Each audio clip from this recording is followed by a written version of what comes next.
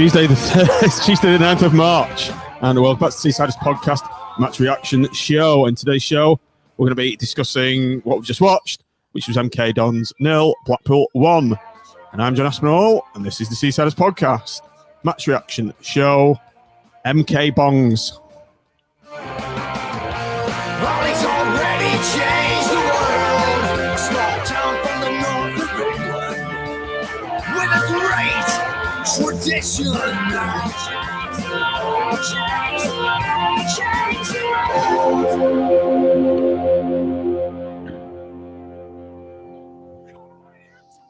Welcome, everybody. Welcome to the stream. Welcome back to the Seasiders Podcast Match Reaction Show. Sorry for the cock up there. As you can see, I'm on my boom art mic again, and I pressed mute on the wrong channel, so I do apologise for that ever so slight cock up. Nick, I've been on the bongs myself. Yeah, nice title that, John. MK Bongs. Wonder where you got that from. We've got him to thank for that. Him down there on Celebrity Squares. Very creative, Matthew. Mr. Matt Smith. Your main You always come out with these doozies, don't you? There wasn't many to go at though with the MK Dons. It was a bit dull, really, isn't it? Just like the game a bit. Certainly was. Nick, there's no spike. I thought we've told you when we win, where's the spike? That's what the all listeners and viewers want to know. Yes. There wasn't time, unfortunately. It was finish the game, rush in here to get set up, do the mic checks, and if we win on Saturday, it'll be back. Although it'll probably be going off the top of the screen now. It's getting that long. Have you sat on one of those barber's chairs, you know, where when you're a kid and you like push it is actually. It does go up and down. It's tangerine. Go down then for comedy effect. No, because I don't think I know how to get it. I can't even find the lever. Ooh, there we go. There we go. Hey! There we go. So your full head. You've got spike room now to grow into.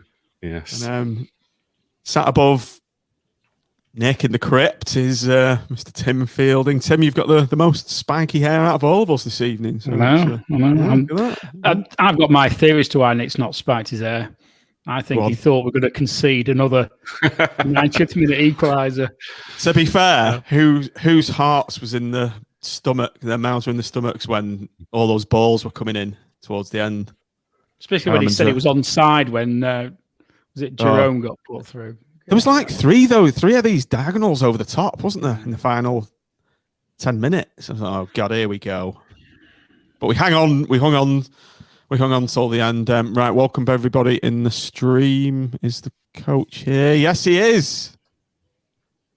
Your commander-in-chief is here. Playoffs, of course. Process, trust it. We'll see. Tim was effing and jeffing in the green room before, listeners. He's not a happy man, even though we've won. We'll come on to that, I guess. So, yeah, welcome, everybody. Welcome, John. All together now. Alice, Jerry. Is it this one?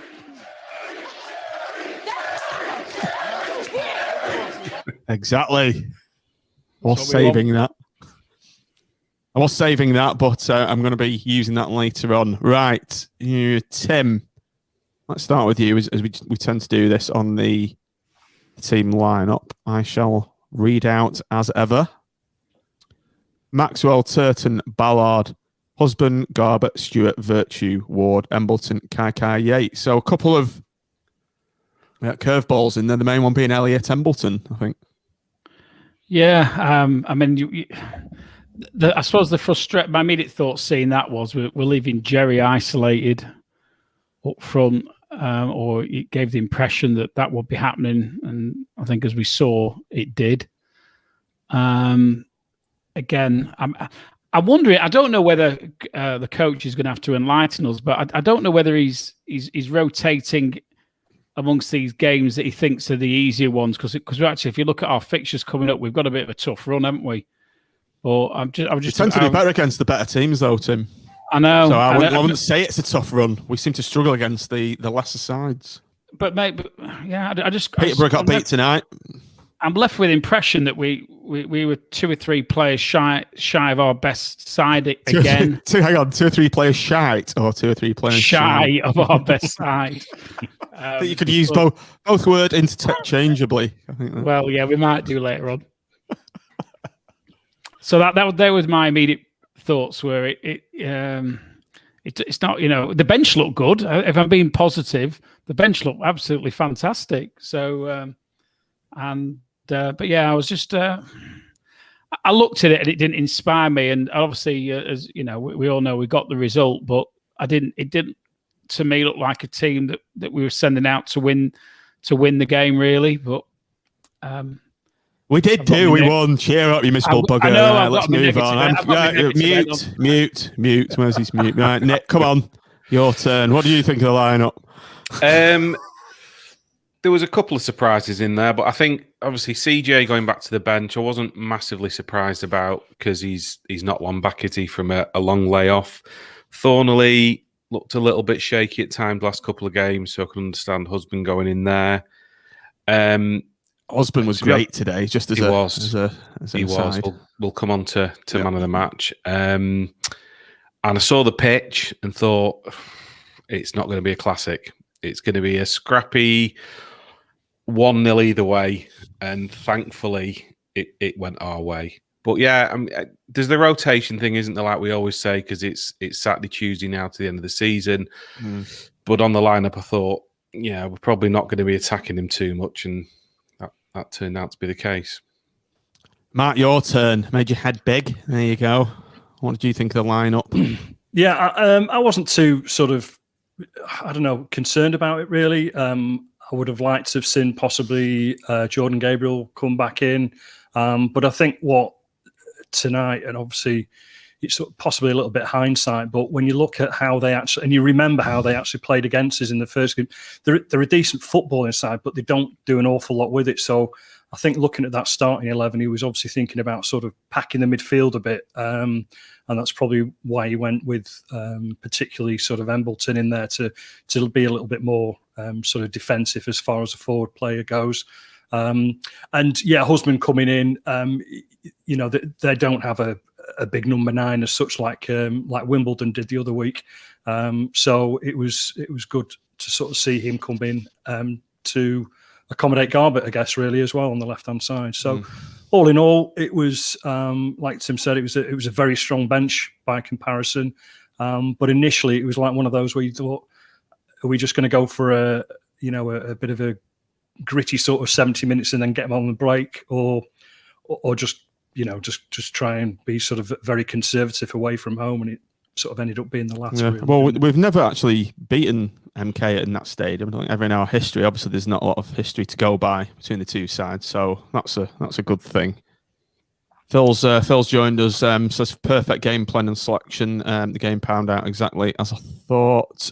Webby said counteracted the way they play, flood the middle, hit them on the break. Perfect game plan. So you're playing the games in the key to promotion when you pulled. Jason said only 3 players in this side plays against Bloomfield Road. Yeah, so that's a completely separate side. So that's a great point as well. So it's totally different side, but the methodology of how they play hasn't changed, has it? So but yeah, it's funny, isn't it? That a lot of teams are having sort of high turnover of playing staff, haven't they, since the January window? And maybe that's what's making this division a little bit sort of unpredictable, really. Yeah, I mean, they were more or less the similar side to what we saw at Bloomfield Road. Like you've said, Matt, nice possession in their third and the middle third, but yeah, in terms of the way they played, certainly, wacky. Yeah. Right, let's go on with the game. We've all made a few notes today, haven't we? Nick, you're looking down at something. My notes. I'm trying to read. I've got doctor's writing, so I'm looking at it thinking. Show your notes. Get your notes out for the lads. Tim, don't drop them. My big book out. Tim's done a thesis. Timisms written down. All of fear. Oh, luckily we've got that mute. Well, I'll get me mouse cursing in that mute button again. For one of Tim's Owen style monologues. Has it got a bibliography and everything cross-referenced as well, Tim? No. It's going to It's going to come as I say it.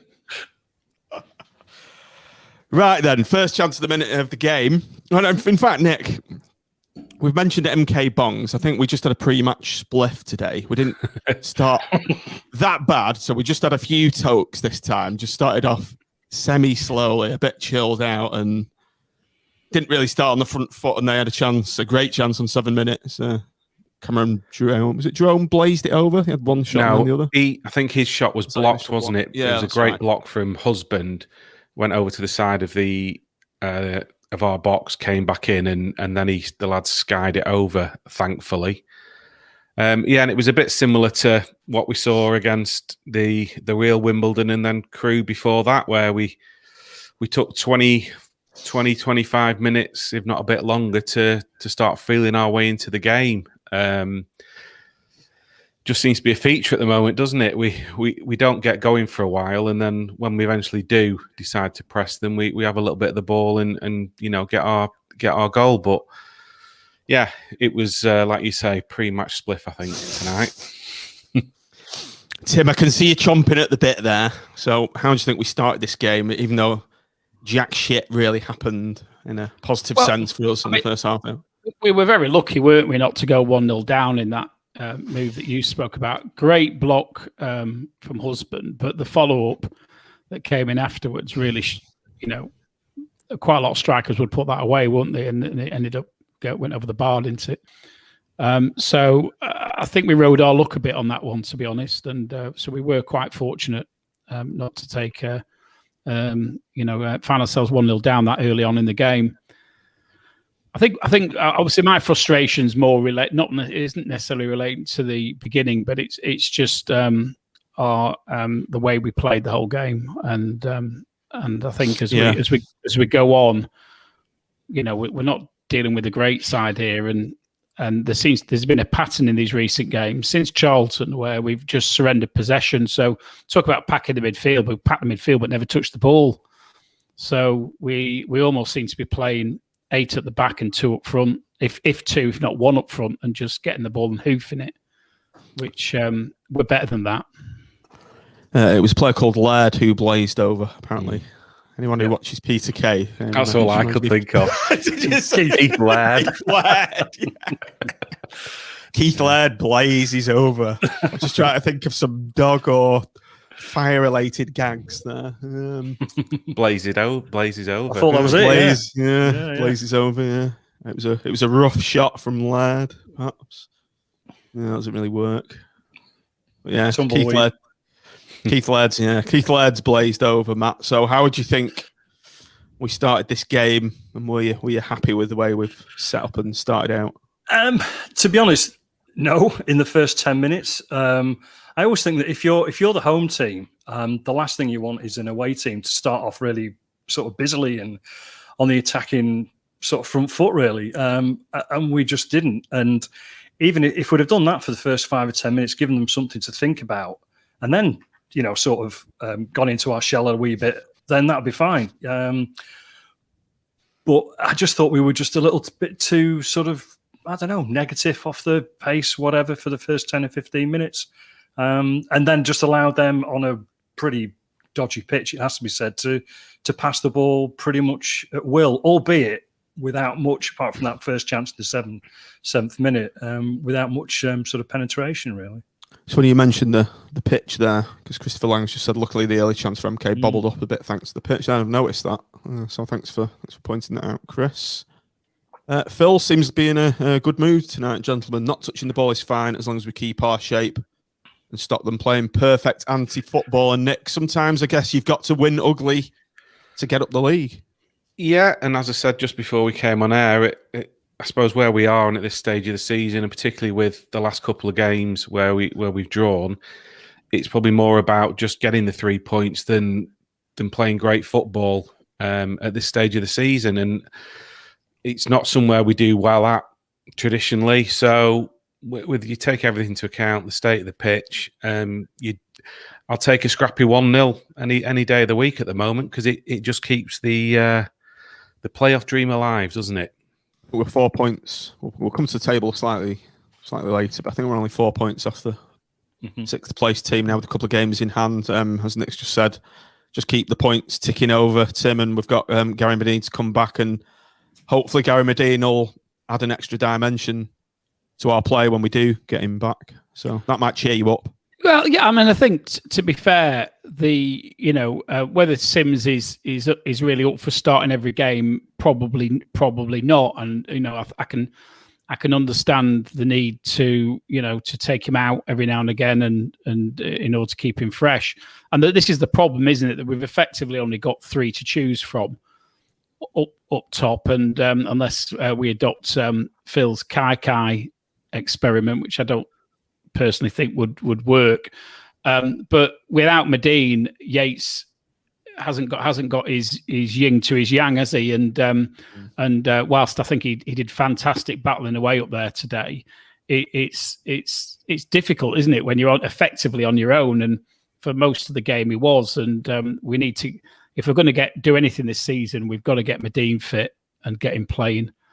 And the sooner that happens for me, the better. I think everyone agrees with that comment, Tim. Right, so the first real chance of the game from a tangerine shirt. A tangerine shirt came on 33 minutes. Matt, it was a Blackpool goal. Kai involved. I did say on our WhatsApp group beforehand, Kai needs to actually deliver something in the game, and he did. Embleton chasing down, what was his name? Darling. I was thinking, how dare you, Darling? But that's what the manager was thinking. Yeah, and, there was Kai's dispossessed him and ball through to Jerry, and you just knew he was going to score. And what a way to do it, rounding the keeper, and he's done that a couple of times now. Yeah, it was. You look at the way MK Dons play, and they're constantly sort of living on the edge at the back, weren't they? So one mistake on what we've already described as a bit of a pudding of a pitch. Fortunately, we capitalised on it, and I mean, when you see Jerry Yates in those sort of positions, you have no sort of, I don't know, you just sit back and wait for the goal to happen, don't you? Which is a nice thing to have. He was just cool as a cucumber, wasn't he? Great finish, and it was one of those that I just thought, if we do pressure them a little bit higher up the pitch, and this is where I was sort of coming from earlier on, that you create a little bit more chances, without actually doing a great deal. You're just waiting for them to make mistakes, and fortunately that's what happened, and we capitalised on it and took the lead. And like I say, he was as cool as a cucumber, really was. Great finish. Enjoyed that.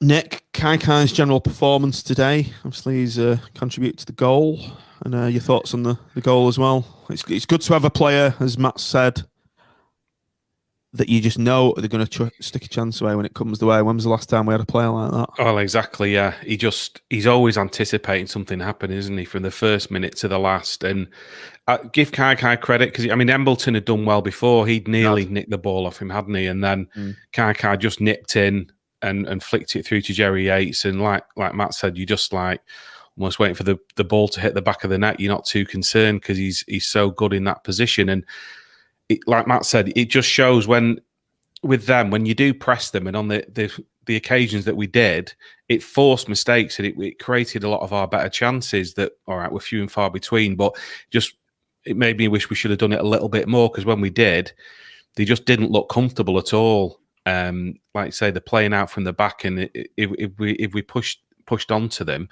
it forced errors. And like I said, it was a bit like the last couple of games, where all of a sudden, at that point, we then had probably the last 10 or 15 minutes of the half where we looked a bit more comfortable, and we were coming back into the game. But going back to the goal, yeah, very, very well taken, and it's what he does with his dancing feet, as we've said. Jerry. Tim, that's made you smile. I know. So another thing that made me smile, actually, was that commentator who was awful. But every time he kept on mentioning... The pair of them were awful. That was just one of them. Every time he mentioned the word darling, he reminded me of General Melcher. That's what I said. How dare you, darling? Same here. And it was just, I couldn't take it seriously. He was like, fuck's sake. Shut You can up. s- you It can makes tell you the- realise ours aren't that bad, are they? Yeah. No. Our comms. I can For all see the it. grief we She's get. in what's the centre? Colin Greenall. Like, Greenall, Oh, really world yeah. good. beaters Yeah. compared to these two, Yeah. aren't they? Yeah. And the other thing that made me laugh was he's obviously got absolute pelters on Twitter, hasn't he? About saying orange. Yeah. To be fair, he was taking the piss a bit with that half time. I was chuckling to him about the. I'm I not was giving him complete. that. I'm not the Grinch completely. I was calling them Beavis and Butthead. Listeners, viewers, leave us what you thought the pair of commentators were in the comments. We'll read a few out. I Beavis was. and Butthead, I was a perfect description of them for me. Go on, sorry. I was going to say I took an instant dislike to the co-commentator just because it was Toby from Buckinghamshire. I think Eddie in our WhatsApp group called them a pair of virgins. How many times did they mention the guy who was in his hot tub or on his terrace having a beer? I think they must have got mentioned about 3 or 4 times. Yeah. Here we go. Max and Paddy and Keith Laird on the dogs. Anyway, back to the goal. Yeah. Yeah, I've got to say, it is. You've got confidence in Jerry, haven't you? In any scenario like that, he's not going to score every single time, but you've got confidence that more often than not he's going to, and he just shows a It's his level of all-round game calmness. as well, Tim, isn't it? His goals, but he's all-round play and He just wears his heart on his sleeve, and he was just cool as a cucumber, because you've got to have an element of calmness about you to actually take it round a keeper and not just take the shot. And he's giving himself the initiative rather than the keeper, because what's Bison's on about? Minge and bracket. Someone That's said up hinge and there. bracket, and he's remixed it to minge and bracket. I like it. So yeah, fantastic finish, and very much deserved for his all-round effort tonight. I think that's raggy. Did you see when they chuckled to themselves as well, because he was mentioning Tangerine, and I think they got to play with ginger hair, and he said, and he mentioned something about, I don't know if it was one of ours or theirs, where he said the play with Tangerine hair, and they were like chuckling to themselves. They were really milking it, weren't they? All right, Oh. we'll give it them a couple of times, but yeah, they were really milking it. And just popped in my head then what they did. And the commentary was so fast. It was like whenever he was on the ball, it was like blah blah blah blah blah blah. Blah. So you actually, and it was actually giving me a headache listening to how he felt he had to mention every single person's name, even though when you're actually commentating, you've got to take it a little bit more slowly and make it something that the listener can follow. But the only one that the Charlton was as bad, but they're the worst two of the season for me, without a shadow of a doubt. We'll have to have an award at the end of the season, won't we? Just saying should we add to the player rating section? Rate the comms team. Yes, should do. 2. 0 today. Yeah, a golden mark to the best, and what should we give to the worst? A mark with some dog shit on it, provided by Keith Laird. Oh dear. Right, so that was the first half. Really, not a lot to write home about, and the second half kicked off. Half-time bongs, was it, Nick?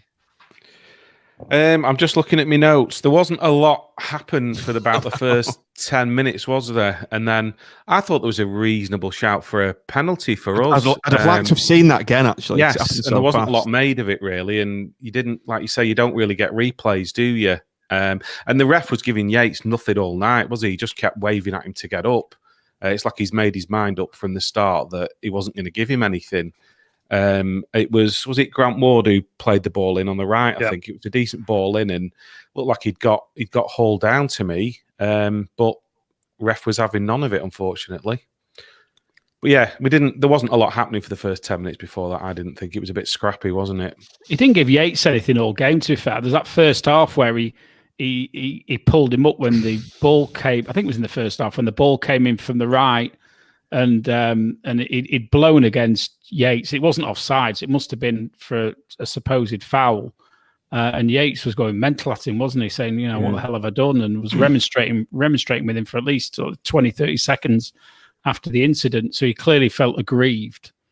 Yeah, I just wonder whether he said something or shouted something a bit, sort of like the old-fashioned ungentlemanly conduct or something. When the ball went out right, I noticed when the ball went out right, I mean, maybe the ref should be doing this anyway. The ball went out right, his eyes didn't move away from Yates. So whether he'd done something in the build-up and he was waiting to see whether the ball came in the middle, I don't know. But he most certainly had he had his eye on him for about something to me. And it may have been something out of camera shot in the build-up, I suspect.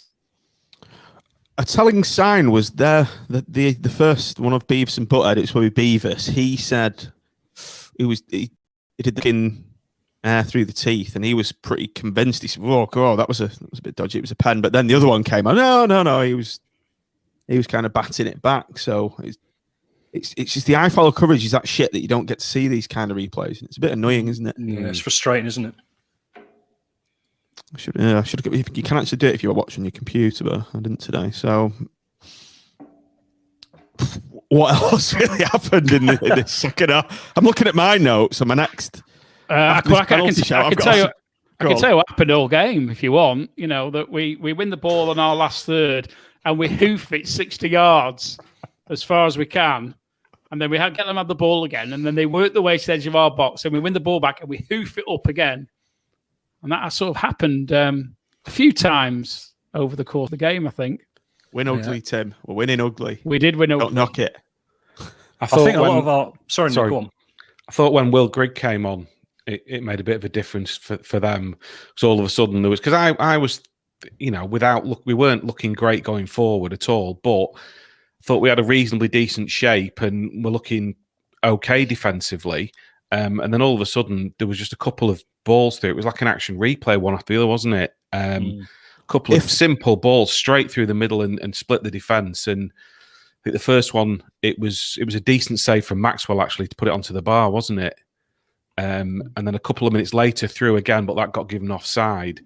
And then you start thinking, oh, here we go. Is it going to happen again? And we'd got CJ and Mitchell on, so you're thinking, all right, at least we've got a little bit of an outlet. But yeah, we just had that kind of 10 minutes where all of a sudden it was looking like they were going to score any minute, wasn't it? They were like a poor man's Crew, though, weren't they? They sort of like knew what they wanted to do, but couldn't quite do it like Crew did. But some of those balls were a little bit like the ones from last Tuesday, weren't they? Where they were sort of like just trying to knock them over the back and then use the pace to get behind our defence. And to be fair, I thought our defence was superb defensively. They played the offside. They played the offside trap perfectly today. That they were holding the line well, organised, structured. And Matt, perhaps that's because Thornley had been dropped to the bench. Do you think maybe if Thornley had been starting this team, it could have been 1-1 with one of those chances?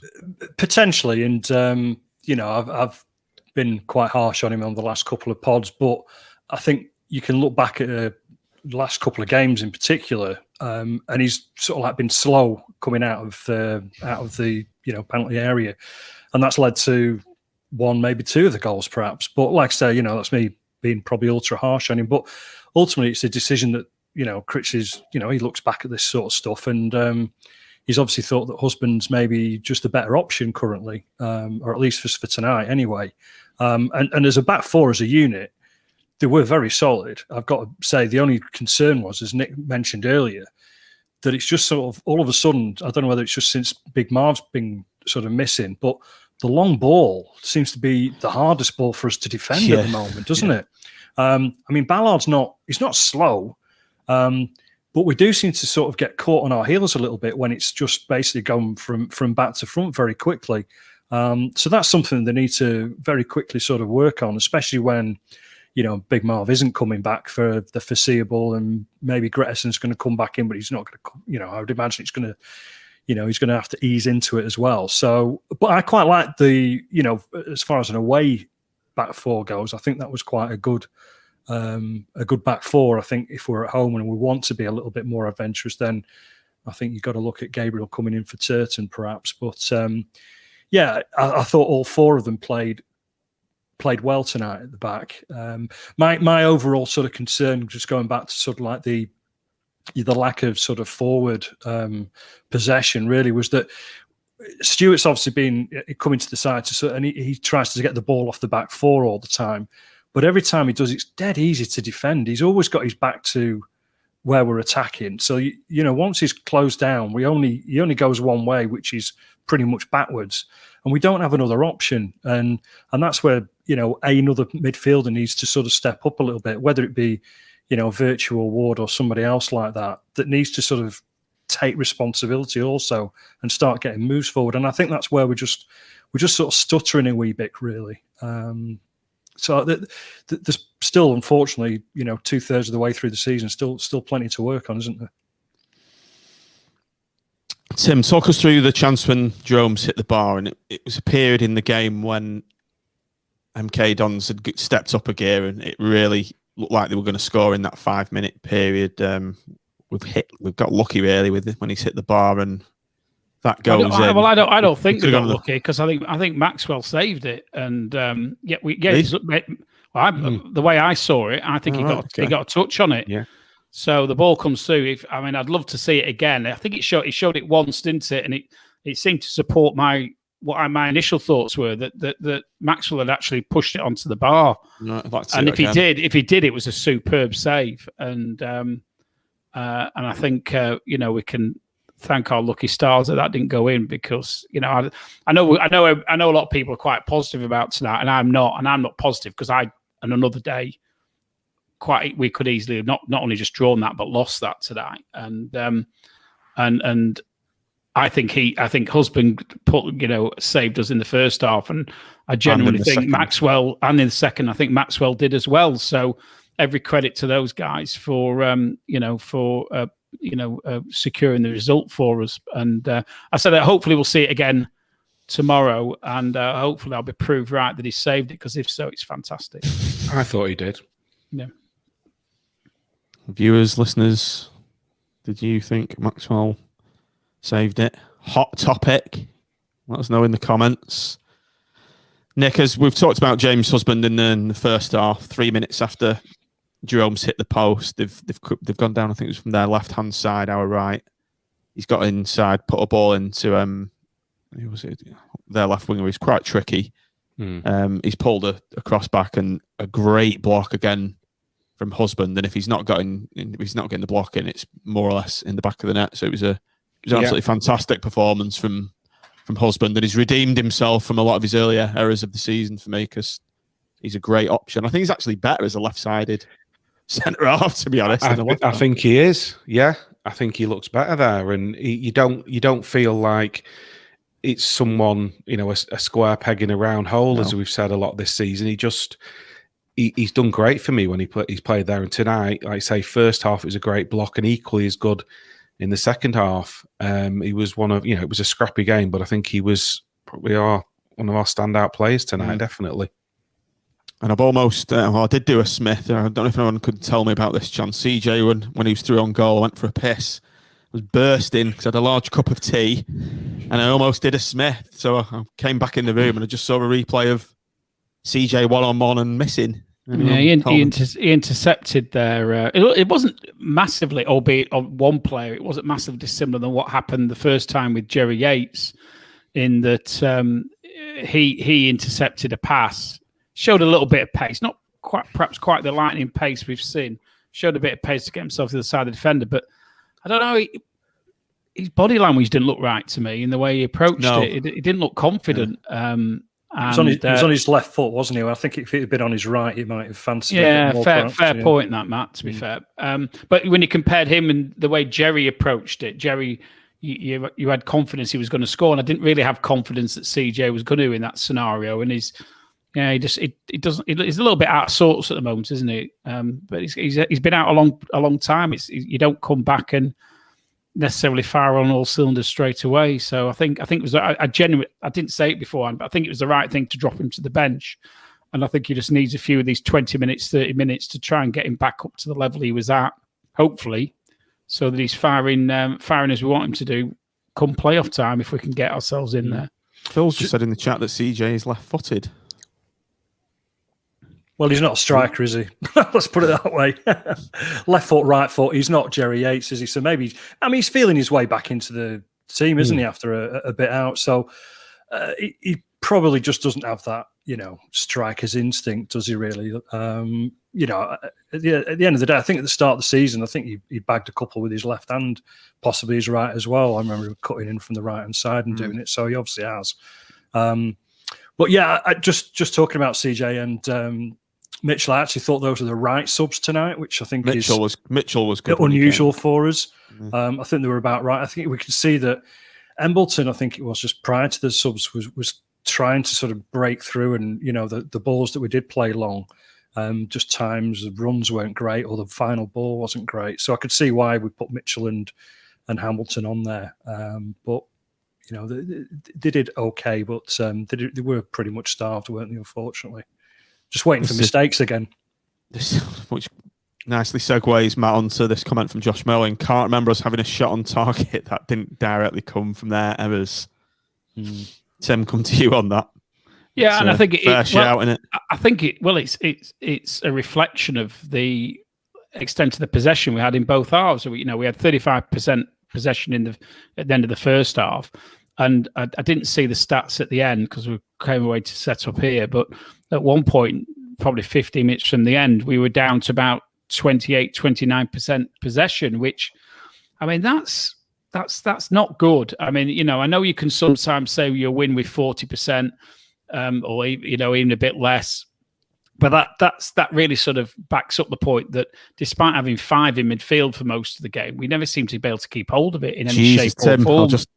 I'll interrupt you there. Match stats for the game: MK Dons 71%, Blackpool 29%. Yeah, that was the one. That was in the second half. That was the one I saw that Bison's has just put up, and that's about as bad as you ever see, isn't it? And that's why Josh is right. We're not going to create any chances because we never held the ball long enough to string 2 passes together. And for me, and I agree with Matt about the CJ and Mitchell, and I know I feel like I'm banging the same drum, but I thought we should have had Dougal on 10 or 15 minutes beforehand, and I don't know. I'm not quite as convinced about Stuart as I was after. Stuart looked great. Yeah. Stuart looked great in the first few games, and for me at the moment, he's Matt made the point about him always having his back to the goal and playing himself into trouble, but he doesn't seem to take the sting out of their midfield when they're coming forward, which is what we really need. We need players to do, and I felt that Dougal should have come on 10 or 15 minutes earlier. Instead, he comes on at 80 minutes, doesn't he? So he's only on for 10. Although I nearly ate my words because his first touch was he gave the ball away, didn't he? I was shouting at the screen when he did that. I was like, "What are you doing, Dougal?" Yeah. But I don't like this pattern of surrendering too much possession, and it's 3 games on the trot that we've done it, and hopefully it's not something we're going to see on Saturday, because and Phil talked about it in a positive manner, anti-football, but I'm not being funny. We've been told that we're going to play attractive football. We can play attractive football where we want to, and that reminded me of Grayson style tactics that tonight, and I just don't like it. I'd be two-faced if I came on here and went, wow, great, we won, because I'm not, because I sat down and that was crap, and it was awful to watch. I'd rather us actually try and play football and win the right way, and I just don't like the hoofing. The hoofing shouldn't be happening with the players that we've got. Well, Mitchie, I'm just thinking that myself. How have you found 45 minutes worth of 45 minutes of me moaning buggery? That's what it is. But just the thing is, though, and I get what Tim's saying, but for those stats, we've not lost the last 3 games, have we? And I don't know what it is. Is it 1 defeat? 1 in 9. 1 in 9, I think, now, isn't it? Yeah. So it isn't pretty, but we're creeping our way up the table, aren't we? And it's probably just more about picking up points now. Yeah, I was going to say we filled 45 minutes of Tim talking about possession 70% of the time, but there you go. And I think go on, sorry. I was going to say I think the commentator said, just talking about how we're doing at the moment. Did he say that we've that's the first time we've won 3 away since 2012? Yeah, we have 3 away on the bounce. You're right. Yeah, that's right. Neil McDonald's backing you up, Tim. Well, yeah, I mean, have you been listen, elasticating it? and I don't want to come across as too negative. I just want. I don't know. I want us to win the right way, and I just don't think that. Well, we've been promised this open, expansive football, haven't we? Slick passing and the Liverpool way. It's not transpired this season, has it? No, and we to a certain degree, we were a bit like that when the interim board came in, which coincidentally was 2 years ago today, homecoming day against Southend. It was. But sometimes in that season we won games by not necessarily playing pretty football and by sneaking results. And sorry, I'm not. Yes, yeah, I'm not quite with you at the moment, Coach. Get Tim's two not up front. trusting the process, I feel. But yeah, it's.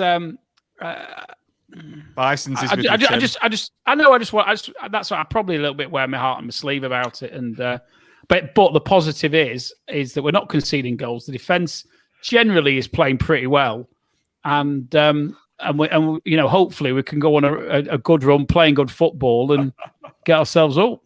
Do you know what we actually remind myself of was last year's Wickham a little bit. They didn't boss games 60-70% or anything like that, and they managed to grind out result after result after result. And everyone thought they were going to get battered against Oxford in the playoff final, pretty much, because Oxford were the pretty boy football inside of our division last year by a long way.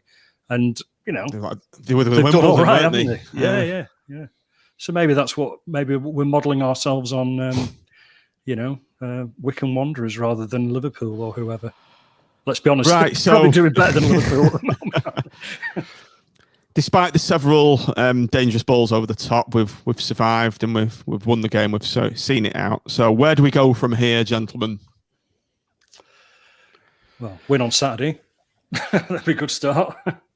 Because was it 3 wins on the bounce for Fleetwood?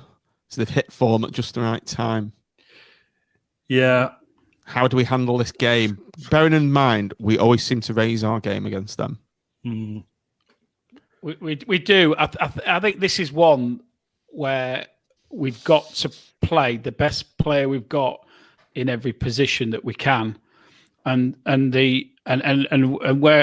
not do, to quote Phil, the square pegs in round holes, subject to one exception, and the one exception for me would be Husband. I don't think you're going to move Husband anywhere other than where he's playing on Saturday after that performance.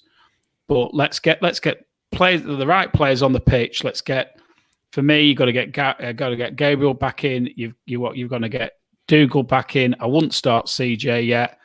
We need to get Sims back up front. We need 2 players up front because playing 1 player up front, we're hoofing it to Jerry, and that's going to play into Fleetwood's hands, and we don't want to be doing that. It's every game's a 6-pointer, and let's play to our strengths rather than worry about the opposition on Saturday. That's what I want to see us do. Right, let's move on to the player ratings section of the show. I'll start with you, Nick. Chris Maxwell. I thought what he had to do, he did very well. Clean sheet. Yeah, caught his crosses. A couple of, I think, like Tim, that he did make a very good save on that one that he's tipped onto the bar. And there's also the one that, all right, I think it was given as offside, but he doesn't know that when the lad's through. So overall, I'm a 7 or 8. I'll be generous and give him an 8. Steady Eddie, a.k.a. Ollie Turton, Matt. Yeah, very well, incredibly steady in that he rarely got past the halfway line tonight, but I don't think that was necessarily his fault. He just, he had a fairly sort of tricky character against him, didn't he, most of the evening? I thought he was quite a decent player there, left midfielder. So I'll give him a good, solid, steady 7. Dan Bollard, Tim. Almost hoofed one into the... Yeah, I don't think it was one of his best games. It looked a bit shaky to me today. But equally, they actually... I'm trying to think back to the games that, if any, that he and Husband have played together. They actually look pretty solid, I think, as a pairing. did his usual move where he points one way and then plays it the other, which is like his trademark. I mean, if any striker watches him, they know exactly what to do, and that's the opposite of where he's pointing. But yeah, I thought I'm going to give him an 8. I'm going to be positive. I think the whole of the defence did really, really well, and he wasn't the best player in that back four. I think we know who was, but he equally had a very good game, and he kept a clean sheet, which is what you want. Nick, you've got the standout player today, Jimmy Top-Knot husband. Yeah, I thought he was the standout player in that defensive, not in the whole team. Obviously, it's a clean sheet. He's being asked to stand in at centre half, and he looks a natural there. Plus the great block in the first half and the great block in the second half. So for that reason, I am going to go to the heady heights of 9 out of 10. I was going to give him a 9. I was as well. Yeah, I'll go with that. I think what he is, I think what he is, because you can't really hear much, but I think he's quite a good talker, isn't he? So I think that probably helps everybody across the back four, really. So, yeah, deserved that. Luke Garbett for you, Matt. Yeah, similar to Turton, really. But he just looks like... I had a sneaky feeling he was going to get a goal tonight. I don't know why, particularly before the match. I just thought he might have something in him. His passing radar wasn't on for me tonight. There was a lot of misplaced passes. It wasn't, but there's not a lot for him to pass to equally, is there? But yeah, I know where you're coming from. But I mean, defensively, I thought he looked quite exposed with their right winger, that Laird that we mentioned earlier, Keith. He was one-on-one with him quite a few times, but he managed him quite well. So if you're going to give one fullback a 7, I'll give the other one a 7. Yeah, that's fair. Kevin Stewart, Tim. Yeah, to be honest, all in all, with all the midfield today, I'm quite disappointed with what they did when they won possession, and most certainly Kevin Stewart, I felt, was very, very wasteful. So it's a 6. Do you concur with a 6 for Matty Virtue, Nick? Yeah, like Tim, I don't think midfield had a great game. But I also think at times we bypassed it, didn't we? So yeah, I'll go a 6 as well, maybe a 6+. Grant, Matt. I just hoped and wanted so much more of him tonight. Got a good cross in today. Did you notice? Early on, he did. Yeah, he did. Yeah, thanks for reminding me of that. I don't know. He's one of those games again where he just sort of disappeared. But like we said, on the periphery, I think a lot of the midfield didn't they tonight? Really. So I think. What do you give Virtue, Nick? 6.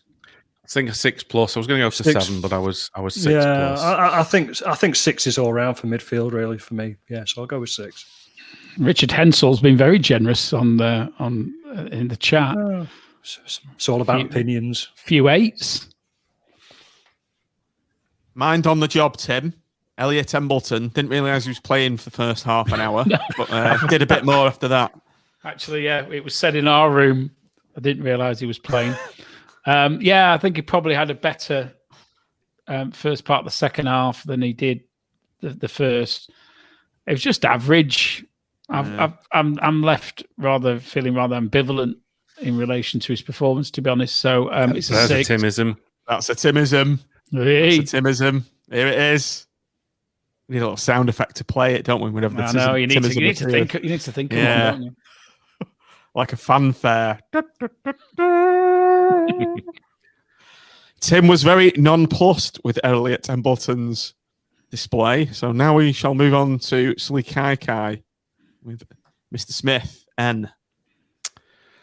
Well, he was involved in the goal, wasn't he? A decent little assist there, and we didn't do a lot throughout the whole game. So I'll give him credit for that.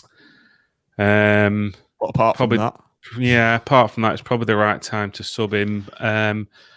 I'll give him a 7 just for being involved in the goal. One thing I did notice about him, he never takes his man on on the left-hand side. Very rarely. He cuts back a lot. That's because he's playing out of position, of course. Yeah. It's a fair point. Yeah. If he's not a left winger, why is he even playing him there? You know. Right. You've got Jerry Yates, Matt, to round this section off. Alongside James Husband, definitely the standout performer for me. It's just his work rate, isn't it? If nothing else, it pretty much gets him 7 out of 10 just by walking across the whitewash, doesn't it? Every week, really. Yeah. You know, he took his goal excellently, works his nuts off, and you know, you could argue it's at least an 8, probably an 8+, really, just for effort and all the rest of it. In what was, you know, another game where he's just pretty much starved, isn't he? Right, manager rating, Tim. This should be interesting. You first. Give him a 4. Go on. No, I'm not going to go that. I mean, at the end of the day, we've won away. Can't knock 3 points. But it could easily have been something different for me today. So I'm going to go. I don't like it. I just think, and if we've actually gone out to play that way, I'd be very disappointed. So it's a 6. A few 8s coming in the comments. A 5 from Bisons. Nick, what are we getting from you? Marvin Egg Potato, aka Ragster, says 3. Well, we've won, haven't we? I'm not going to be too harsh. It's like Len Goodman, 7 again. We're a hard bunch to please, aren't we? Yeah, I think you've got to reserve the really good scores for when somebody really deserves it, haven't you? And if you hand them out like confetti, then they become meaningless.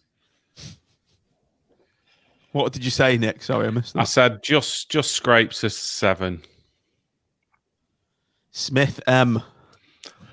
Yeah, it's how do you like it, isn't it, really? You can give him 10 out of 10 for getting a 1-0, and potentially you can sort of think that was a tactical masterclass in certain fields. But, you know, it's that fine line of results versus performances, isn't it? You know, and let's be honest, you look at the league table tomorrow and you think, you're glad you got a 1-0, and you forget about the performance come Thursday, don't you? So, yeah, I'll go with a 7 as well. I think the proof will be in the pudding on 5 o'clock on Saturday after the Fleetwood game. I think that'll be a good yardstick of where we are in the season. Right, let's just do man of the match, and then we'll just knock it on the head. So, Tim, man of the match. There's only 2 in the running. Well, that's maybe Maxwell might be in the running as well. But for me, 2 main contenders. One, Jerry Yates for his all-round effort and goal. But I've got to say, I thought Husband was fantastic tonight. He was a rock, and he gets my man of the match. Nicholas. What Tim said, Husband as well. As I said earlier on, standout player for me tonight for us, and definitely my man of the match. Matthew. Yeah, I think it's pretty much a clean sweep, really. I mean, his interception stroke tackle early on, we never looked really like we were going to concede, really. It was certainly a lot tighter, it seemed, at the back. So, yeah, go for Husband as well. I can't look beyond Husband myself for my vote either. Those 2, he possibly saved 2 goals, hasn't he, with those 2 interceptions? I think there was a third, wasn't there? I can't really remember. I just remember him, just doing everything that he's been asked of us more. So James Husband, villain early on in the season, he's turned into a hero in a position that's not his position. So yeah, James Husband gets mine. So well done, hubby. Okay, yeah, let's have a quick look at the league table just before we go. Get it up there. Click that. Make it bigger. Turn that off. Right, so we are now in 11th place, gentlemen. But 4 points off the playoffs with what we've got 2 games in hand on Pompey. So reasons to be cheerful, Tim. And it is. I mean, within those games in hand, we've got Sunderland and Burton, haven't we? Who are both flying, aren't they? They won again, didn't they, today? both of them. So we've got to temper. Jesus, look at that. 1-1-1-1. We've got to temper it by saying, and maybe they'll come out of the runs by the time we play them, hopefully. But that's I sort of temper my expectations by thinking those are the games in hand, and we have got a tough run coming up. But equally, the last time we spoke about a really tough run, we performed superbly. Colours. We did, and so I'm just hope. Yeah, let's hope we play the right way on Saturday to start with, and let's put our marker down. And this next run, because I think we've got Oxford coming up and a few other teams. I think we've got. Who have we got coming up again? We've got somebody else coming up that's up near the top, if I remember rightly. Name escapes me at the moment. And I just want, I'd like to see us move. I want us to stay out. They were talked about us as a mid-table side tonight, didn't the commentators? Going nowhere. And the reality is that we have got, it's in our locker to get ourselves in the playoffs. It's in our hands. And that's all we can really want at this point in the season, I would have thought. Matt, Nick, where do you think we go from here? Do you think we're going to be on an upward trajectory or hovering around where we are? Well, hopefully upwards. I see Saturday very similar to sort of what Crewe was last week. It's one of those sort of games that you have to win if you're going to be serious about what your intentions are this season. Fleetwood are in decent nick at the moment, and it's going to be a big test for us. So hopefully they'll be well up for it. And despite, I think the problem is this week, obviously, the 2 draws at home and the performances haven't been great, and the 2 draws in particular, they felt like defeats, didn't they? Because of the manner in which we conceded and when we did. But I'm still relatively sort of confident that we can click at some point properly and give somebody a good shoe-in. And touch wood, our recent history against Fleetwood's been pretty good. So let's hope it's Saturday. Nick, just come to you finally to close off. If we'd have won those 2 games that we've drawn, which we could have quite easily done so, would have been in the playoffs. We would, but that's football, isn't it? You always look back at the season, don't you, and say, there's games where you expect to pick up points and it wins and you don't. But similarly, there's probably games where you'd take a point, away from home, and we've gone and picked up 3. So it's just the way it goes sometimes. I think if we can get the win on Saturday, and then is it Burton on? Yeah, just said in the chat. John Scott just said, I didn't realise it was, but obviously that they're in form, aren't they? They are. Yeah, I would have much rather played them before they signed however many players it was, but. We've not been playing brilliantly, but we've still been picking up the points. So you would hope at some point that if those important performances start to improve, then we'll maybe pick up even more. And I'd just like us to see us break into the top 10, because we just seem to hover around those places between like 11th to whatever 14th, 15th, no matter what we do and whatever other results there are. So.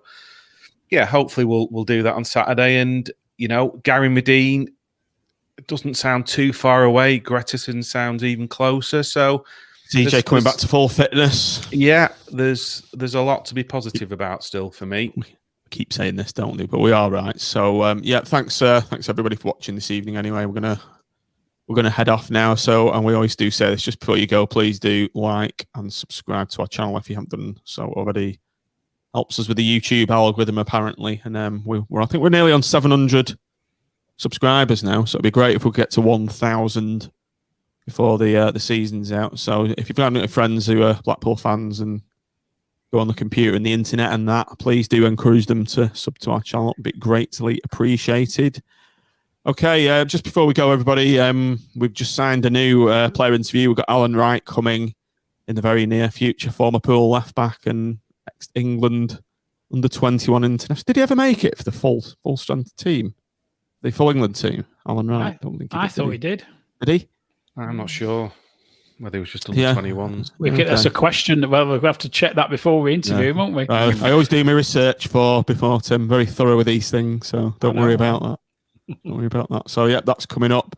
Thanks to Dave Waite, one of our patrons who's put us onto him.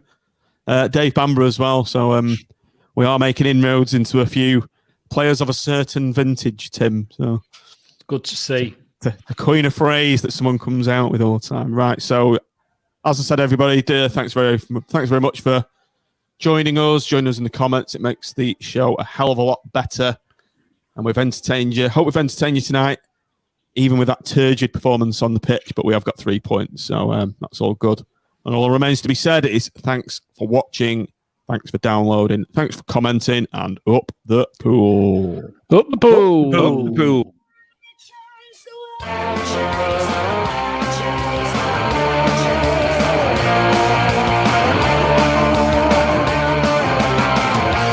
Ollie's already changed the world. A small town from the north of England with a great tradition.